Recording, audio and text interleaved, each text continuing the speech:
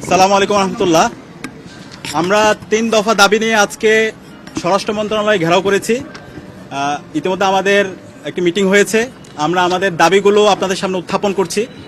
আমাদের 1 নম্বর দাবি, আমাদের ভাই উসমান হাদির উপর গুলিবর্ষণের সঙ্গে জড়িত প্রত্যক্ষ হামলাকারী, পরিকল্পনাকারী ও সহায়তাকারী সকল সন্ত্রাসীদেরকে গ্রেপ্তার করতে হবে। গোয়েন্দা সংস্থা সহ রাষ্ট্রের সকল সংশ্লিষ্ট অর্গানকে দ্রুত জবাবদিহির আওতায় নিয়ে আসতে হবে এবং যাদের গাফলতি প্রমাণিত হবে তাদের বিচারের মুখোমুখি করতে হবে।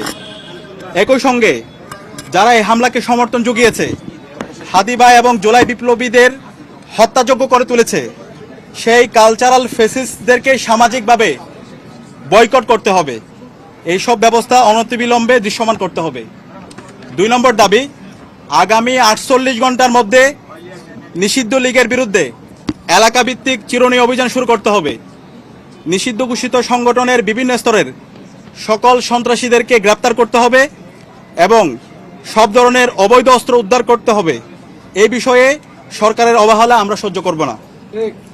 3 নম্বর দাবি, ভারতীয় আধিপত্যবাদের বিরুদ্ধে প্রথম ও অপরিহার্য পদক্ষেপ হিসেবে খুনি হাসিনাকে দেশে ফিরিয়ে এনে তার বিরুদ্ধে মানবতা বিরোধী অপরাধে প্রদত্ত রায় কার্যকর করতে হবে।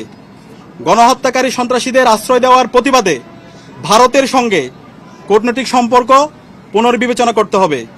অভিযুক্তদের ফেরত না দেওয়ার পূর্ব পর্যন্ত কূটনৈতিক সম্পর্ক স্বাভাবিক করা যাবে না। এই দাবি অনতিবিলম্বে না মানা হলে এবং আইন শৃঙ্খলা পরিস্থিতি দৃশ্যমান পরিবর্তন না দেখাতে পারলে স্বরাষ্ট্র উপদেষ্টা, আইন উপদেষ্টা এবং পররাষ্ট্র উপদেষ্টাকে পদত্যাগ করতে হবে। এই 3 দফা দাবি আমরা জানিয়েছি এবং একই সাথে আমরা গতকাল থেকে বাংলাদেশের সকল ছাত্র সংগঠন, সিভিল সোসাইটি, সাংবাদিক এবং জুলাইয়ে যে সমস্ত সংগঠনগুলো তৈরি হয়েছে, জুলাইয়ের যারা আমাদের সহযোদ্ধা ছিল, আমরা সবার সাথে গতকাল থেকে যোগাযোগ করছি, মিটিং করছি। ছাত্রদল, ছাত্র শিবির, ইন্ডিপেন্ডেন্ট অ্যাক্টিভিস্ট এবং বামপন্থী সংগঠন, ইসলামিক সংগঠন এবং সব ধরনের নাগরিক, ছাত্র এবং নাগরিকদের সাথে আমরা যোগাযোগ করেছি।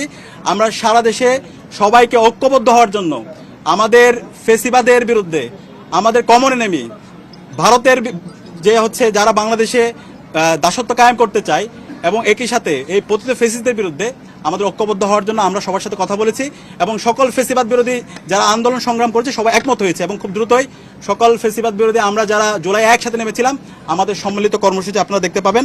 এবং একই সাথে আমরা সারা দেশের মুক্তিকামী ছাত্র জনতাকে আহ্বান করছি, আমাদের প্রত্যেকটা পাড়ায় পাড়ায়, প্রত্যেকটা ওয়ার্ডে ওয়ার্ডে আমরা যেন দেশের আমাদের নাগরিকদের নিরাপত্তা নিশ্চিত করার জন্য আইন শৃঙ্খলা রক্ষায় আমরা যেন গণকমিটি গঠন করি, যে গণকমিটির মাধ্যমে যারা ফেসিবাদের দোষর আছে, খুনি হাসিনা এবং তার দোষর, নিষিদ্ধ ছাত্রলীগ, যুবলীগ, সন্ত্রাসীদেরকে আইডেন্টিফাই করে তাদেরকে যেন থানায় দেওয়া হয় এবং তাদের বিরুদ্ধে যেন ব্যবস্থা নেওয়া হয়। এবং সেই জায়গায় স্বরাষ্ট্র মন্ত্রণালয় নিশ্চিত করেছেন আমাদের যে গণকমিটি গঠিত হবে তাদেরকে সার্বিকভাবে আইন শৃঙ্খলা রক্ষাকারী বাহিনী তাদেরকে সহযোগিতা করবে।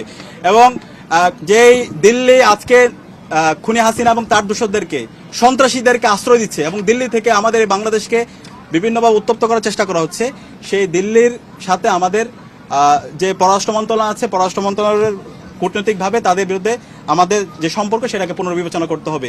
এবং আজকে আমাদের আরেকটি বিষয় আমরা নিন্দা জানাচ্ছি, প্রধান নির্বাচন কমিশনার সে আজকে একটা মন্তব্য করেছে, যে মন্তব্যে সে বলেছে উসমান হাদির উপর যেই হামলা হয়েছে সেটা একটা বিচ্ছিন্ন ঘটনা। আমরা পুরো ছাত্র জনতার পক্ষ থেকে আমরা এই ধরনের মন্তব্যের তীব্র নিন্দা এবং ঘৃণা জ্ঞাপন করছি। আমরা দ্রুত অনুরোধ করব প্রধান নির্বাচন কমিশনারকে, আপনি দ্রুত আপনার এই বক্তব্য প্রত্যাহার করেন এবং সেটার জন্য জাতির কাছে ক্ষমা চেয়ে আপনার জায়গা থেকে আপনি দায়িত্বশীল আচরণ করেন। তফসিল ঘোষণার পর থেকে আমরা চাই এই দেশের সকল নাগরিকরা একটা সুস্থ পরিবেশে নির্বাচন এবং ভোট দেওয়ার জন্য। সুতরাং ফ্রি, ফেয়ার, ক্রেডিবল ইলেকশন করার জন্য নির্বাচন কমিশনার থেকে শুরু করে আইন শৃঙ্খলা রক্ষাকারী বাহিনী সবার দায়িত্বশীল আচরণ করা দরকার। একই সাথে রাজনৈতিক দলগুলো দায়িত্বশীল আচরণ করবে। এবং সর্বশেষ আমরা দেখতে পাচ্ছি সারা দেশের যে আদালতগুলো আছে, আইনজীবীরা আছে, বড় অঙ্কের টাকার বিনিময়ে এই পতিত ফেসিস্টদের মামলাগুলো প্রত্যাহার করার জন্য, তাদের জামিনের জন্য তারা কাজ করছে। আমরা ছাত্র সমাজের পক্ষ থেকে হুঁশিয়ার করছি, এই যারা গণহত্যাকারী এবং শিশু হত্যাকারী এবং যারা আমাদের ভাই বোনদেরকে রক্তাক্ত করেছে, এই সন্ত্রাসীদের পক্ষে যারা অবস্থান নেবে তাদেরকে আমরা সামাজিকভাবে বয়কট করব এবং তাদের তালিকা আমরা সামাজিকভাবে সবাইকে জানিয়ে দেব। এই জায়গায় এই অপরাধীদের বিচারের প্রশ্নে, খুনি হাসিনার বিচারের প্রশ্নে, নিষিদ্ধ ঘোষিত ছাত্রলীগ, যুবলীগ, আওয়ামী লীগের বিচারের প্রশ্নে এবং এই দিল্লির দাসত্বের বিরুদ্ধে আমাদের একটা জাতীয় ঐক্যমত দরকার।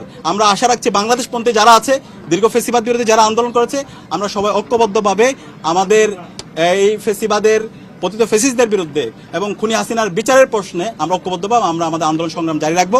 এবং যে 3 দফা দিয়েছি, এই 3 দফা যদি দ্রুত সময়ের মধ্যে আমরা যদি এটা কার্যকর ব্যবস্থা দেখতে না পারি, তাহলে আমরা সারা দেশের মুক্তিকামী ছাত্র জনতাকে সাথে নিয়ে আমরা জুলাইয়ে যেভাবে রাজপথে নেমেছিলাম, তার চাইতে আরো শক্তিশালীভাবে আমরা রাজপথে নেমে আমরা গণ আন্দোলন গড়ে তুলব। এবং আমাদের পুরো জুলাই যে আজকে বিপ্লব, সেটাকে আজকে বিভিন্নভাবে ব্যাহত করার চেষ্টা করছে, এটাকে একটা পূর্ণাঙ্গ বিপ্লব দেওয়ার জন্য আমরা আমাদের লড়াই সংগ্রাম জারি রাখবো ইনশাআল্লাহ।